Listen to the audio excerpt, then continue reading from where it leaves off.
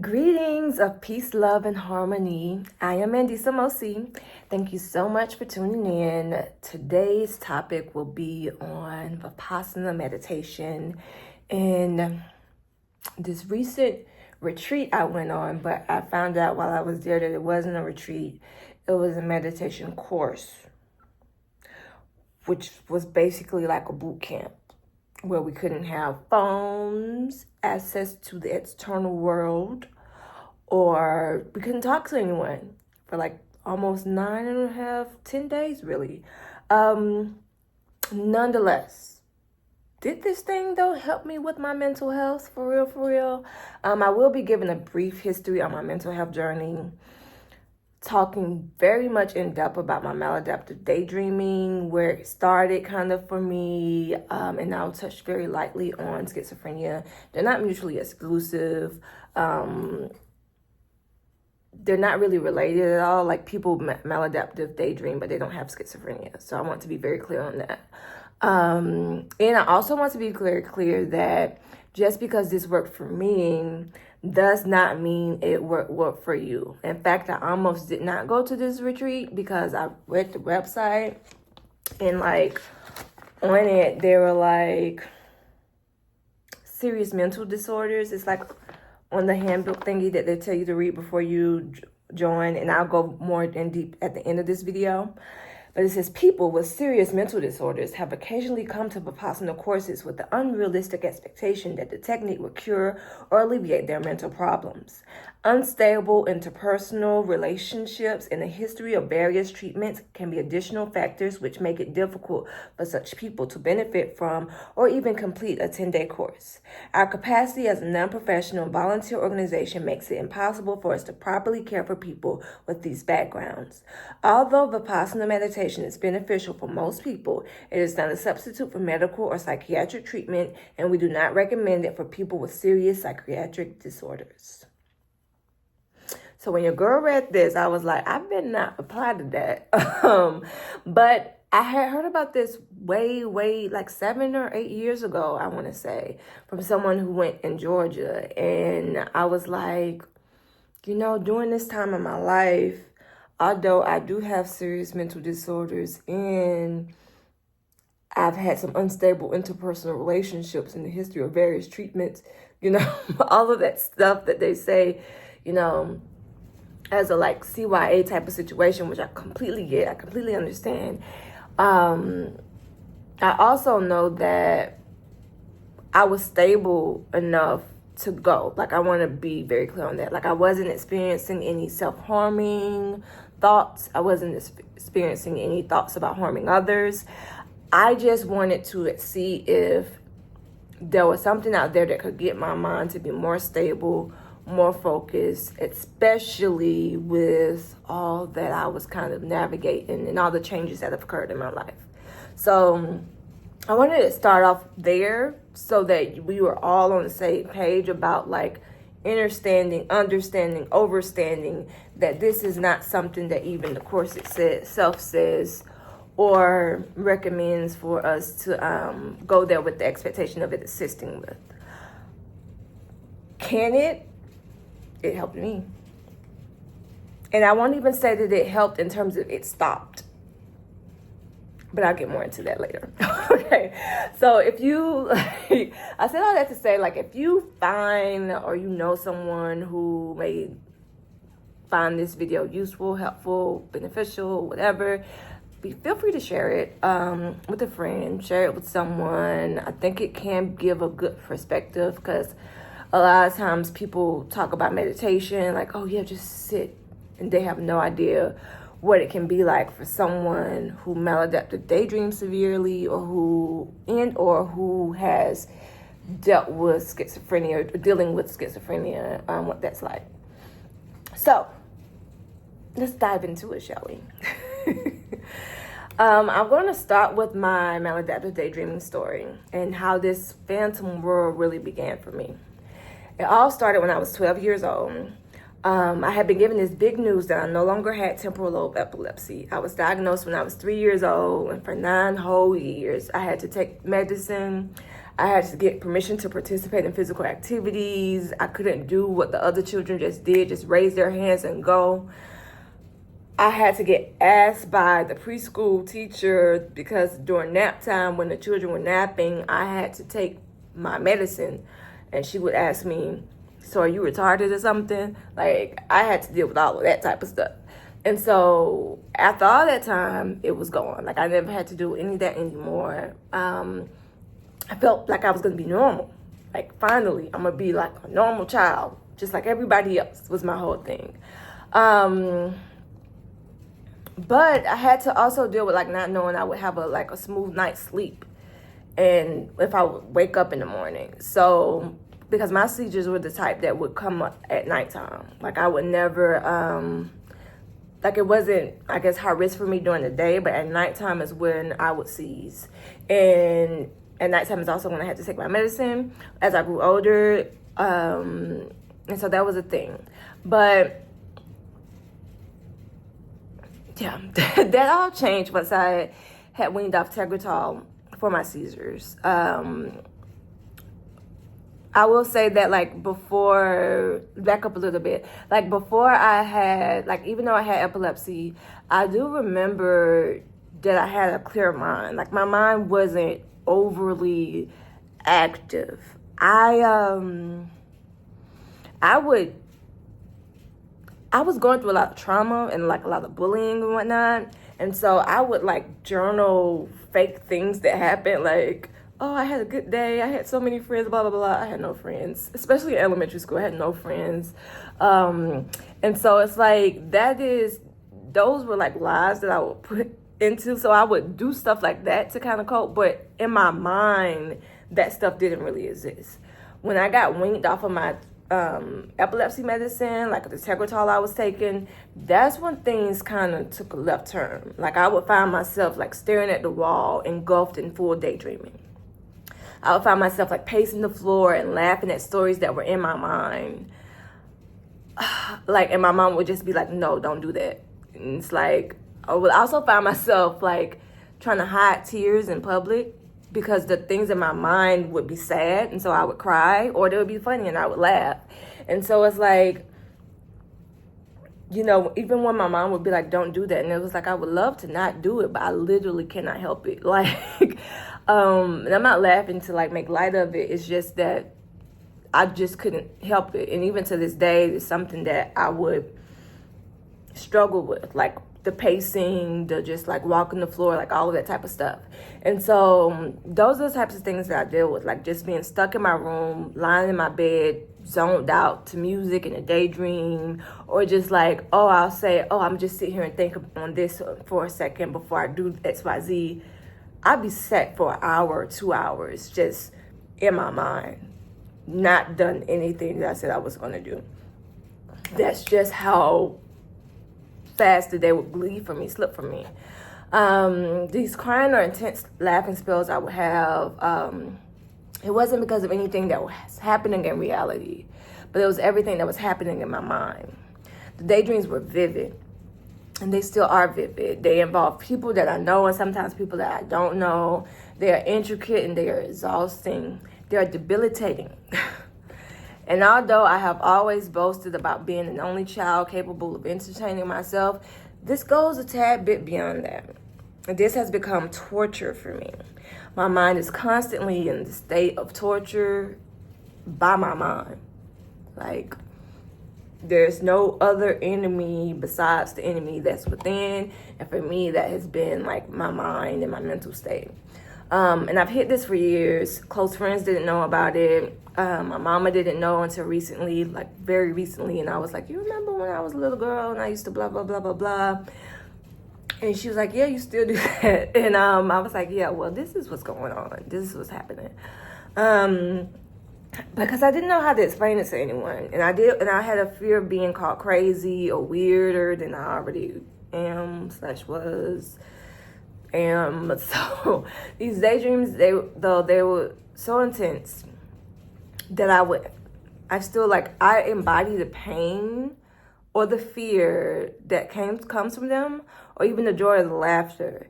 When there are real life things that I should be concerned about or taken care of. Like, they're just that strong. And so for me, things kind of took a change. Like, before Vipassana and going on this meditation course, I had been on this spiritual healing journey for quite some time, and I'll do a video on that shortly. I've done womb meditations. I've envisioned the white light type of meditations, meditating with the energy of this deity or that Orisha, or with my ancestors.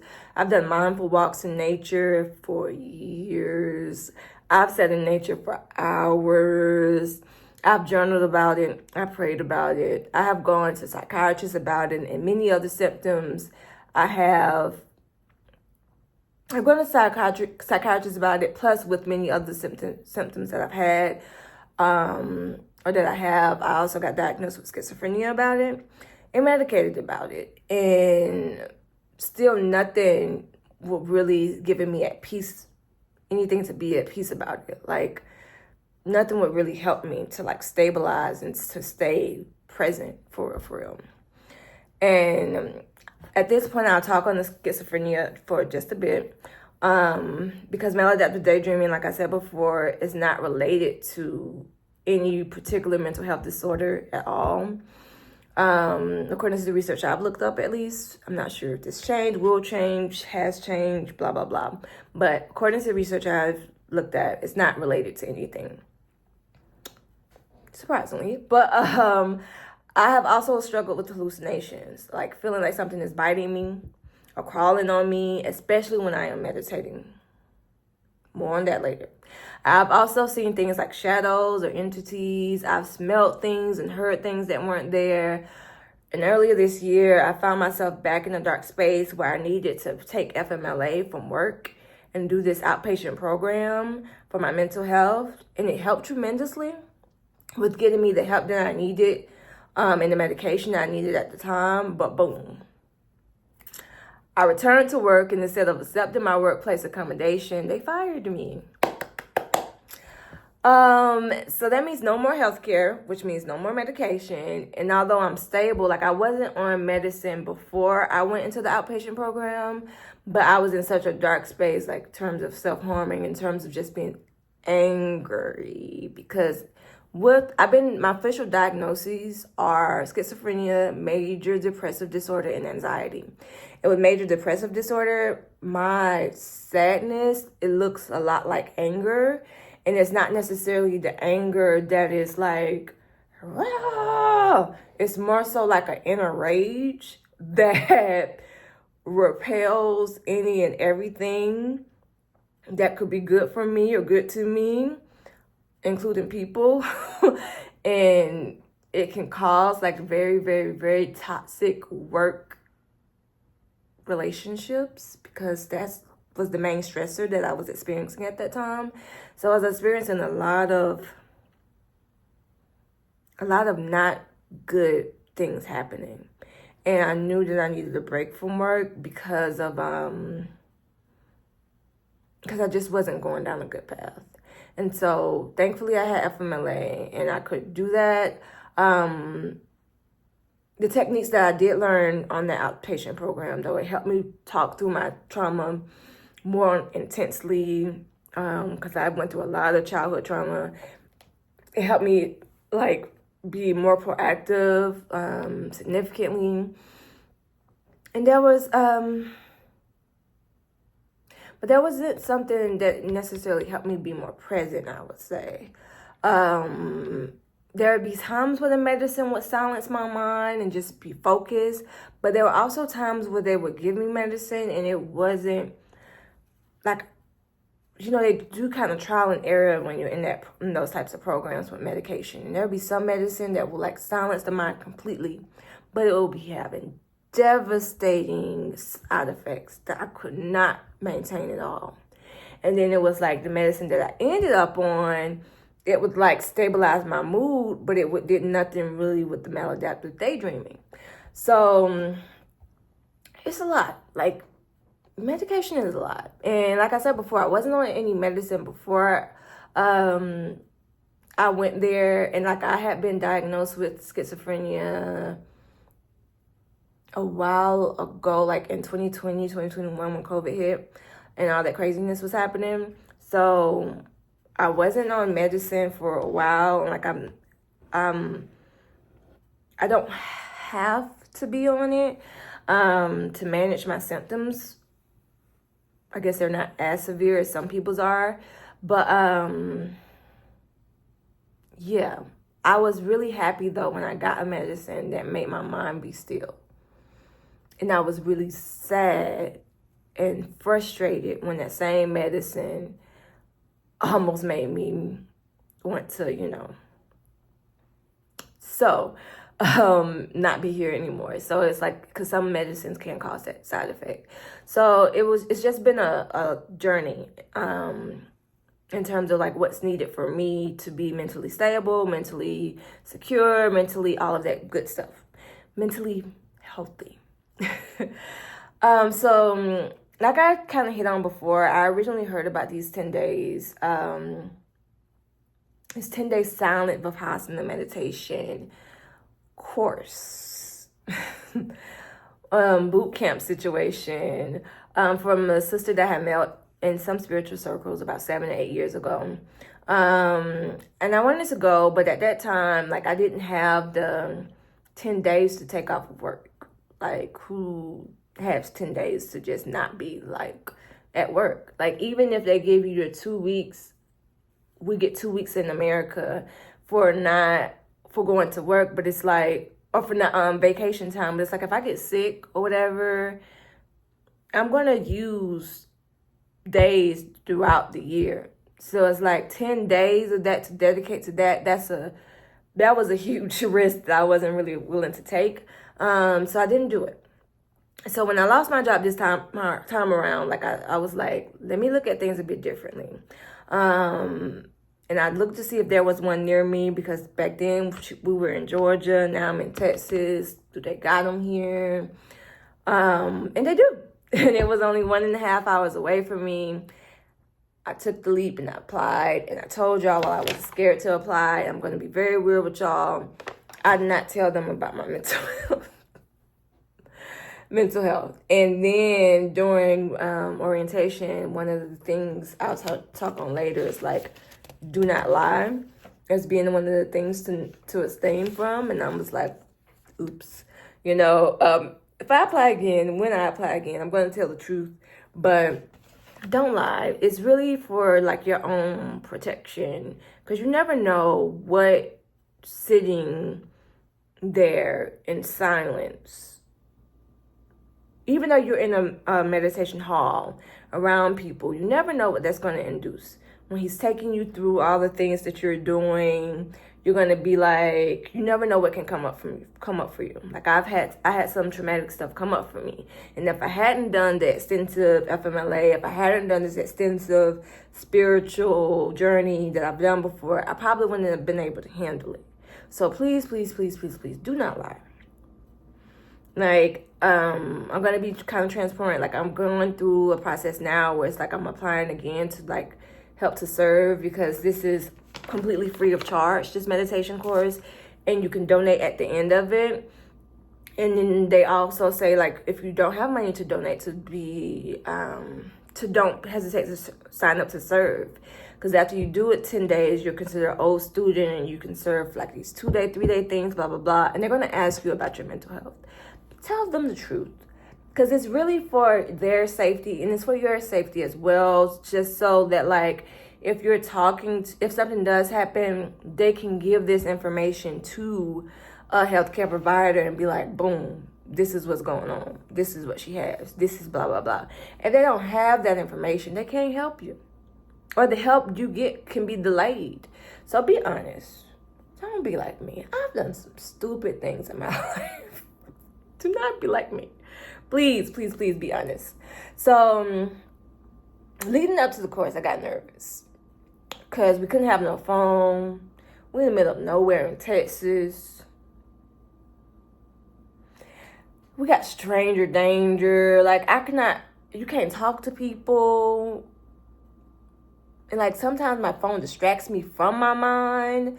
So it's like, what would happen if I don't have that type of situation? And you can't write. It's not like, oh, okay, so I don't have my phone. I can at least write about stuff that's happening in my mind or just take my mind off it that way. No, it's just you. Just you.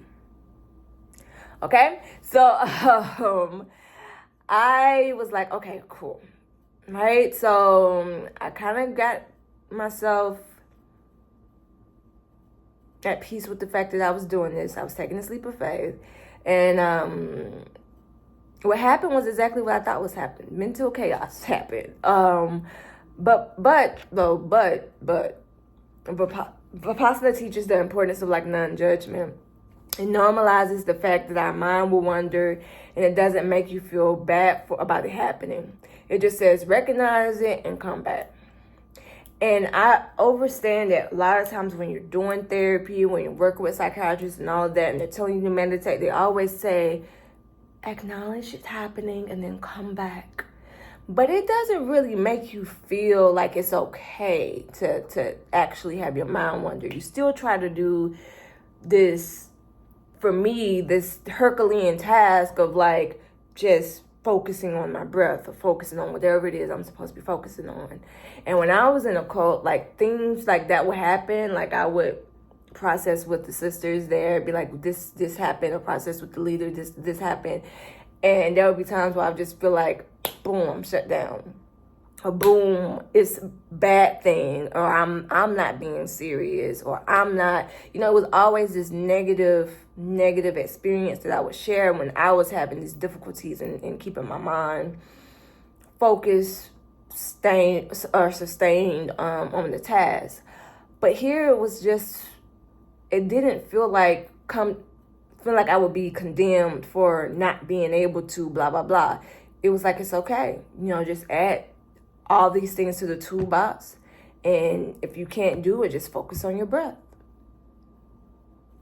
And if your mind keeps doing it, and like we had a great assistant teacher, she was like, you may have to spend a lot of time where you're just focusing on your breath.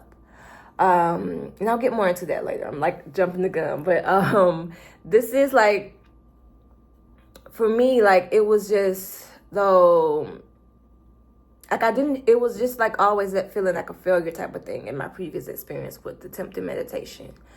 Feeling like I wasn't serious, or having people tell me that I wasn't serious about the work because I couldn't like still my mind or experience these, like I was experiencing these very, very intense sensations in my body. And for me, I think over time I just recognized and I understood that what works for some people just doesn't work for me. And what works for me doesn't work for some people. Everybody has different medicine that they take, right? I take a pill, and I'm using medicine as like a metaphor for techniques for anything. Like I take something, works great for me. You take something, works horrible. Even though we have the same issue. So this though was different. It was more gentle approach than what I had become used to. There was a right and a wrong to do it. Like he'll be very intentional about saying that. The teachers will be very intentional. Like it's a technique to do. And we're on a meditation course. So there is a right and wrong to do it. But again, like I said, there is not this condemnation for if you're not able to do it that way. They offer alternatives and a way to build up.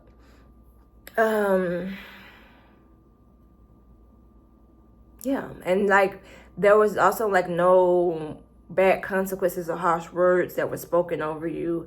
It was just a reminder to go back and continue with patience and persistence continuously. And I think too, what helped a lot is the complete and total emphasis on this whole concept of anicca and impermanence, that everything is changing. So it's like, all right, at this particular moment, this particular time, my brain may be chaotic. I can't get my mind to be right or to focus.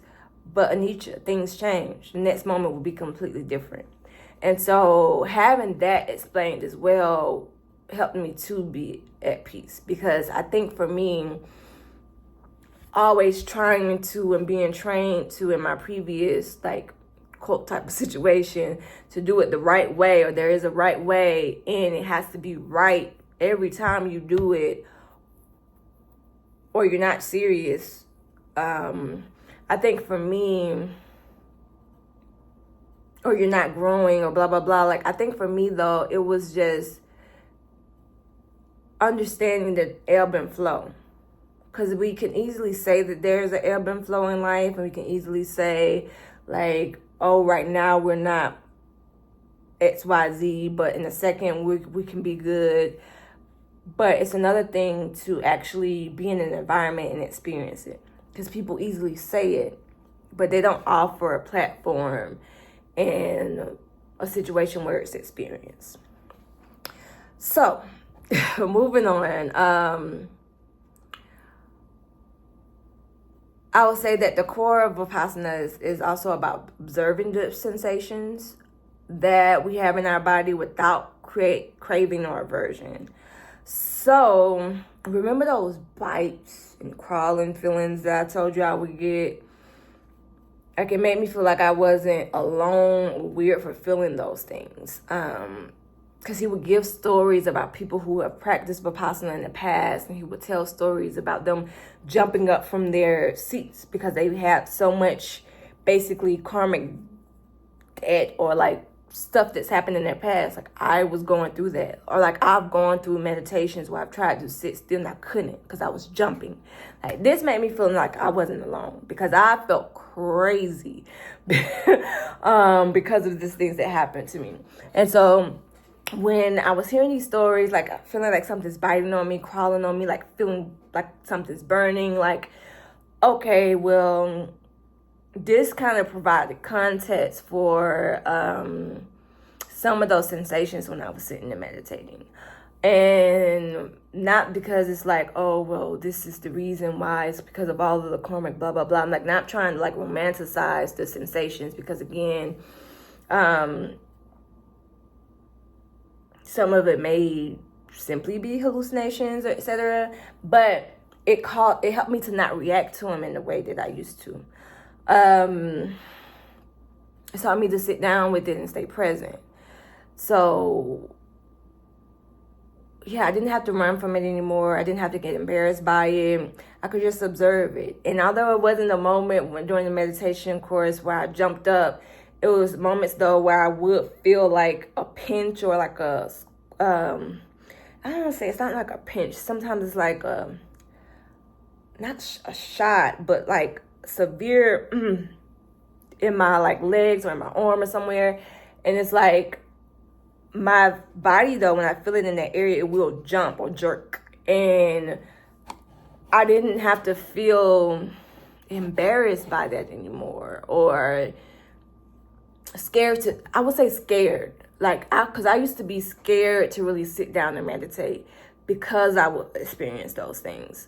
And so I didn't have to be scared of that. Like, this made me feel like, okay, this happens to some people and it's okay. And I cannot react to it or create an aversion towards it. I can just sit with it or through it. Okay. All right. I'll do it. And they didn't call it biting. They didn't call it pinching or stabbing. They just called it a sensation. Okay.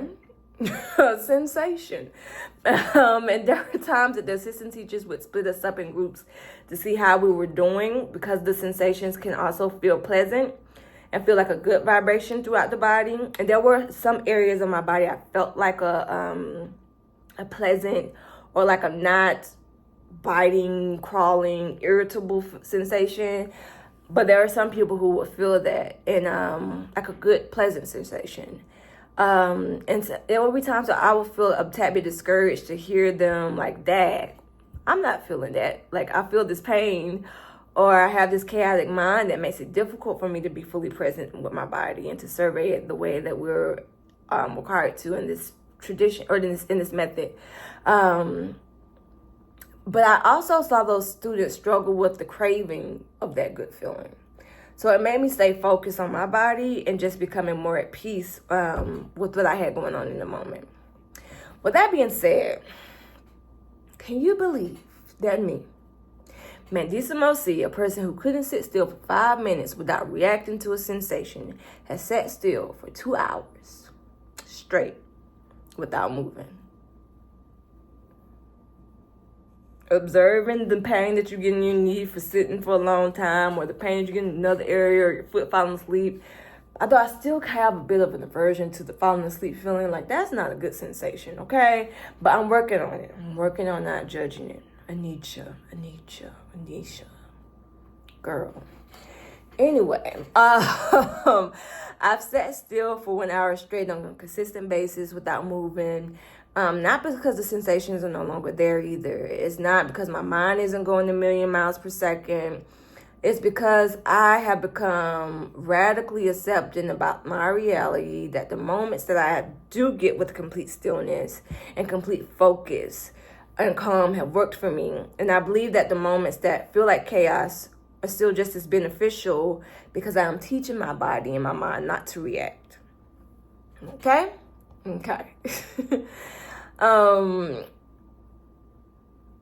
Yeah, because I used to, like, so that's beautiful about while I was there. What happened as I was going through when I came back? Because I was the type of person I used to get, like, I couldn't hear from certain people or read certain messages from certain people without getting distracted or feeling like needing distractions to read their stuff or to watch certain things. You know how if you're eating, you feel like you gotta put on a YouTube video or watch something, or you feel like, okay, well, I want to listen to this thing, so let me distract myself by maybe writing this or doing that. Like, there's never something I could really do just in silence, right? And that comes from people who would trigger me. Like, I couldn't just read an email or about a situation or something like that without feeling like, okay, let me call this person and have them on the phone just talking about something random while I read. Like, it's just that level of distractions I needed, because I just felt so much inner energy towards the situation. But I could now read something and feel at peace, like not just be present with it. No disdain. I can finish a YouTube script in less than an hour. And where it used to take a whole day because I got distracted just that much. I'm still doing the meditations in the AM and the PM. And I encourage those of you who do not have the 10 days to spend to simply carve out 5 minutes from your time to start off with. Especially if you're going through maladaptive daydreaming. Just start off there to just observe your natural breath. Don't count, because I asked if we could count. We cannot count. No box breathing, none of that. Just your natural breath, the way it comes in and out of your nose. Just for 5 minutes and witness the subtle changes over time. So, for those of you who found yourself trapped in your mind like I do, there is a bit of hope. There was hope for me. Your medicine may not be Vipassana. Our medicines, like I said before, they don't work for everyone. However, please maintain hope that we can experience some sort of solution, experience relief, that we are strong enough to stabilize our minds and to keep them present. So share this with a friend. And if you are enjoying this, I am going to go through the bit of the course and things that I thought were interesting, and just about the program now. So if you're interested in that, stay tuned. If you want to hop off now, do that. I won't cry, I promise.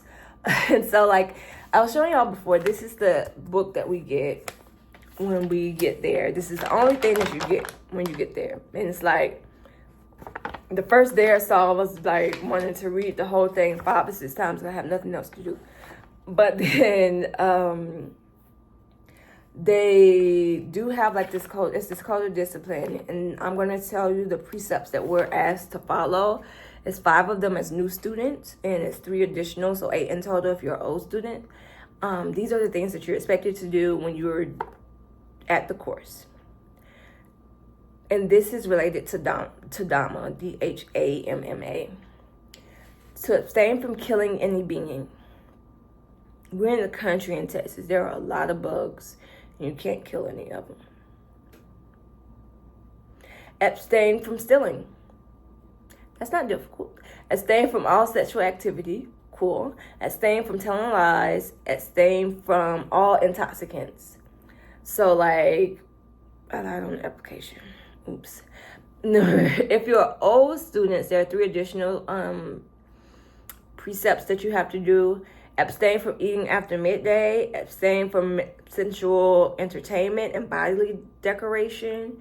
And 8, abstain from using high or luxurious beds. Now, I'm not sure what sensual entertainment is. Maybe that's like not watching the P word, or like, it says to abstain from all sexual activity in the beginning. So I'm like, that's not no masturbation, no like sex. Because the thing is split off. Like we're separated, men and women, and we have no interaction with each other. Like we have separate halls, separate dining halls, separate sides of the meditation hall, separate sides of the pagoda. Like everything is separate. Like they have separate walking trails. Everything is separate. Like we can see each other through like across the thing if you're looking. But we don't. So there's none of that happening. So. And that's to help with just not having any distractions. And I like that. That was cool. And on the back it has the schedule of everything. I wrote down the schedule of like the first day when we get there. We have different things to do on that first day when we got there. But this is the schedule that we had to do every single day. And the first thing we had to do every single day was to wake up at 4 a.m. to start our meditation at 4:30 a.m. to 6:30 a.m. And what I learned about this is that the first 3 days we were doing like breathing exercises, and I was like, ooh, I'm good at this. I can do this, blah, blah, blah. And then the 4th day he was like, all right, today we're learning Vipassana. And I was like, what were we doing the first 3 days? Was that Banasana?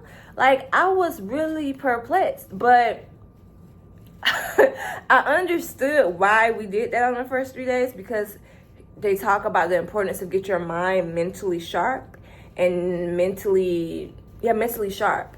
And so, like, because if you're going to follow all the sensations on your body and feel everything everywhere, you do have to get your mind focused and sharp. And if you're someone like me who's dealt with maladaptive daydreaming, who's dealt with schizophrenia, which literally means split mind, it can be difficult to get your mind completely sharp and focused on certain things, on anything, especially yourself. So I got it, but I really thought I was doing something those first 3 days. I really thought I was doing something. Like, really thought. And I was getting my mind mentally sharp. Woohoo! And so, anyway, but so for 4 a.m. we wake up. From 4:30 to 6:30 a.m. we meditate. And this is meditation that we can do in the hall. It won't be guided in the hall, but you can go in there. There were usually always people in the hall, in the meditation hall.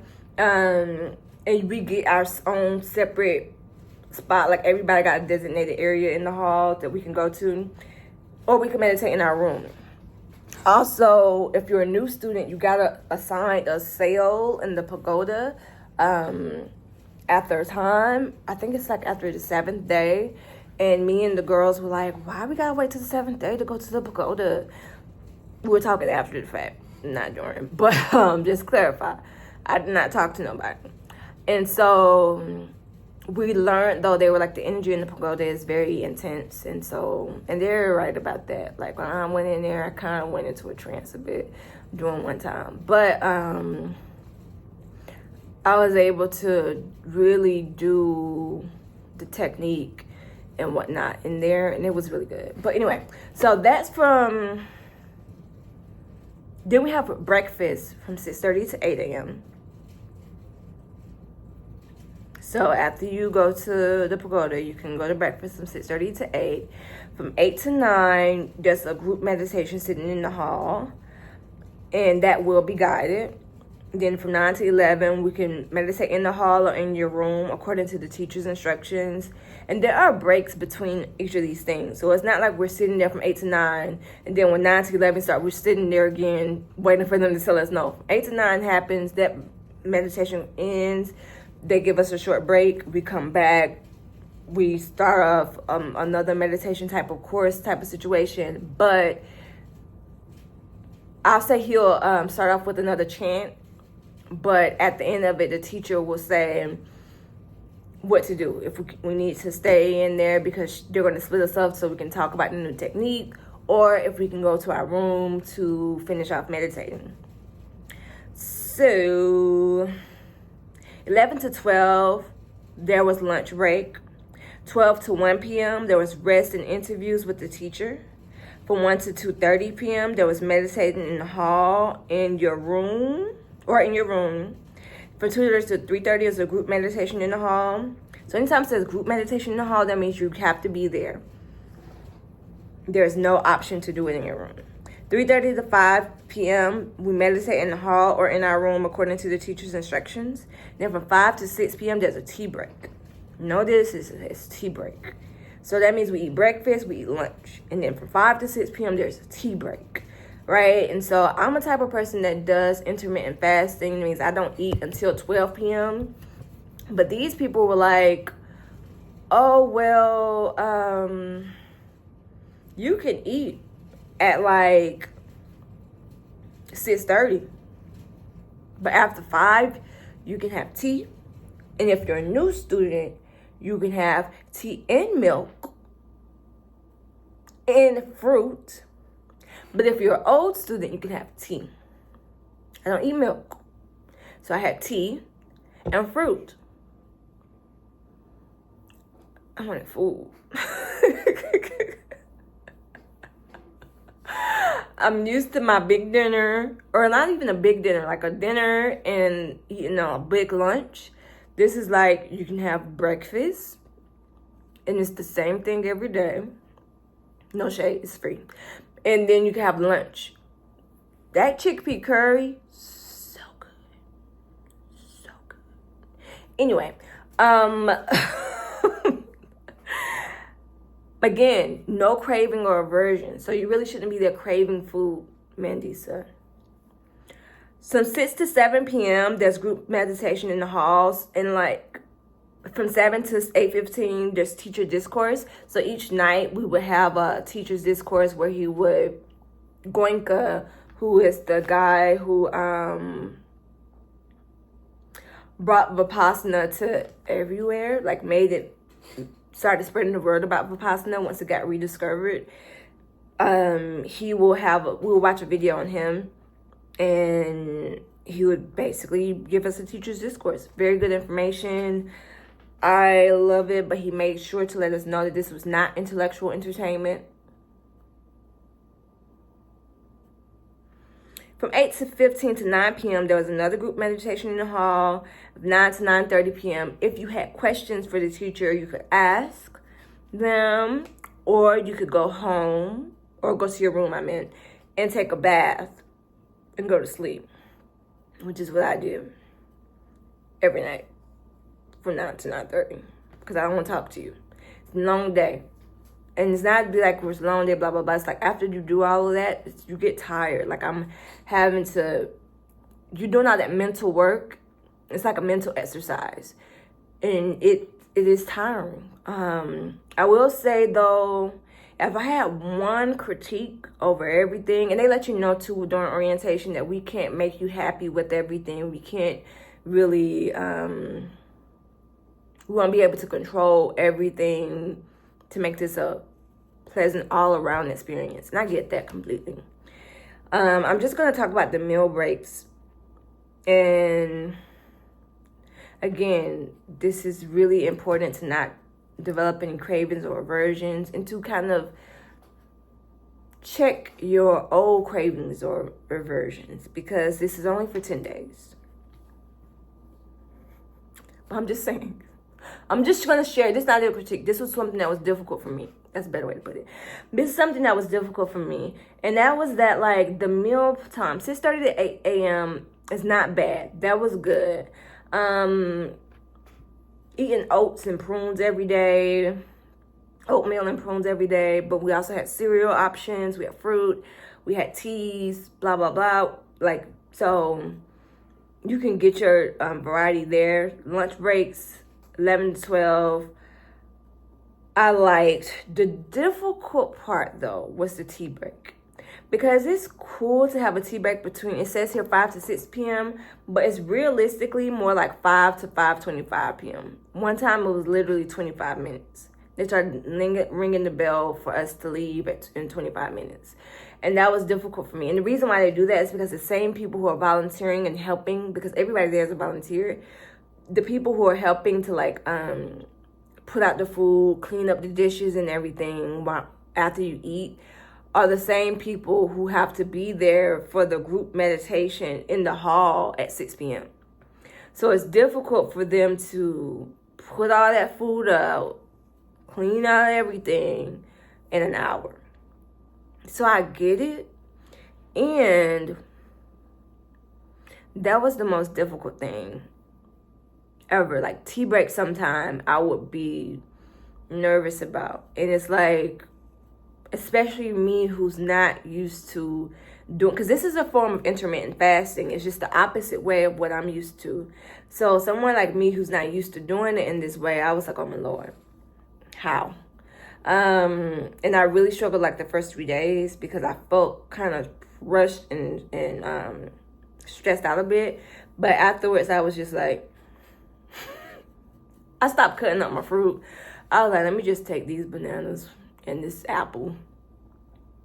I think on the 8th, 9th day they ran out of bananas. I was like, let me just take these 2 apples. Like, you you get used to it. But the first time I struggled with that. So that's the schedule. You follow that every single day. And you are expected to follow that and have discipline and order with that. So you're also given like a list of things to bring as well. And these are some things that I would add to the list that you don't necessarily have to bring. Like, they tell you to bring sheets, towels, etc., etc. I would also bring a blanket, because after the 10-day course was done and we had to clean up our rooms and everything, they advised us that they don't clean the blankets.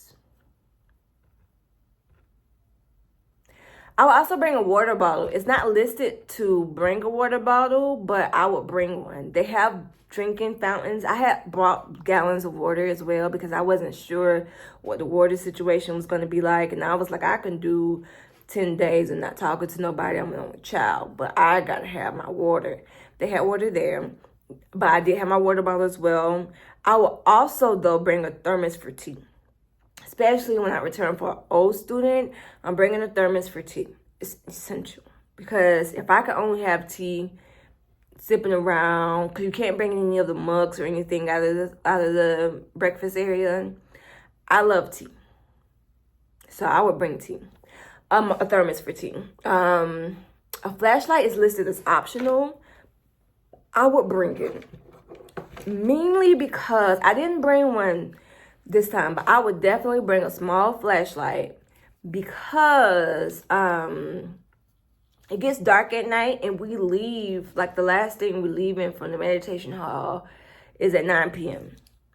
And there may be times in the AMs, like for instance, 4:30 a.m. we start a meditation. If I want to travel to the pagoda, it's still dark at that time, right? And they have lights around, but, and like it's a lighted path, like as you walk in, lights will come on. So it's not needed. But for me, for comfort level, like if I, like, because now we're in, it was kind of sort of like summertime-ish still, coming into fall. But you know, when winter time comes, it gets darker real quick. I would have to bring a flashlight. I just would. It's not needed, but I would bring a flashlight. A cleaning brush as well is what I would bring, because like at our location, not saying every location is like that, but we had sponges, we had cleaning rags, but I like cleaning brushes, like especially for cleaning the shower. So I would bring a cleaning brush, because afterwards you need to clean up the space. So I would just bring that just for me, my personal sanity, to know that I'm cleaning as clean as I would like it, or as clean as I would want somebody to clean for me.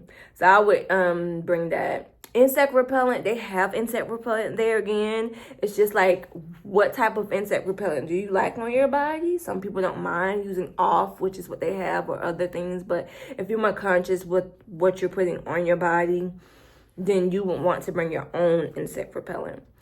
And also meditation pillows. Now, I want to say this. They had a plethora of meditation pillows. You, in the perfect world, you will not need any extra meditation pillows. But you're also, to bring any more meditation pillows. But you're also in a world where you're not doing this course by yourself. You're doing it with other people. And there were people who had pillows stacked up 3 feet high. Just, they had requested to sit in the chair, and then I guess as the course progressed, they was like, I'm gonna just do these pillows. And they got pillows sitting up 3 feet high, 2 feet high, just for them. I'm not judging it.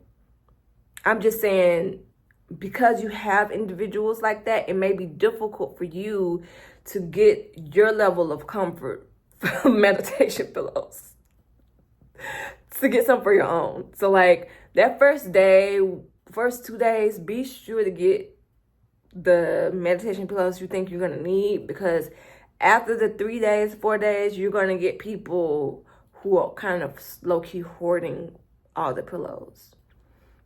I just wanted FYI.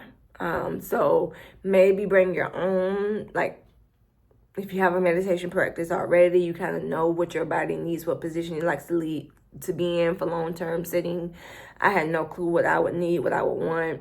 And actually the position that worked for me there in the place is not the position that works for me while I'm home. So it also may change over time. Be aware of that. Whew. So this was a while we have been here talking about Vipassana meditation and its benefits that I've received. So what about you? Have you attended a Vipassana meditation course? Did you find it beneficial? Would you go? Do you think I'm absolutely out of my mind for doing such a thing? I know my mama was highly concerned. But if you enjoyed this, please hit the like and subscribe button. It doesn't cost you anything to like and subscribe. I will not harass you. I do post pretty regularly, once a week, sometimes twice, and I have shorts that are sometimes related to my videos, but also sometimes not, just funny, silly things that I put up that I think you should check out as well. Be sure to check out the description below, because there's always some goodies and some tricks and some added information as well, resources. Also comment, share this. I would like to hear about your perspective on what all I've shared as well. Do you agree with me? Do you disagree with me? All of that is welcome here. I don't do debates though, but you can share. I'll listen. Thank you for tuning in. I am MandisaMosi. Peace.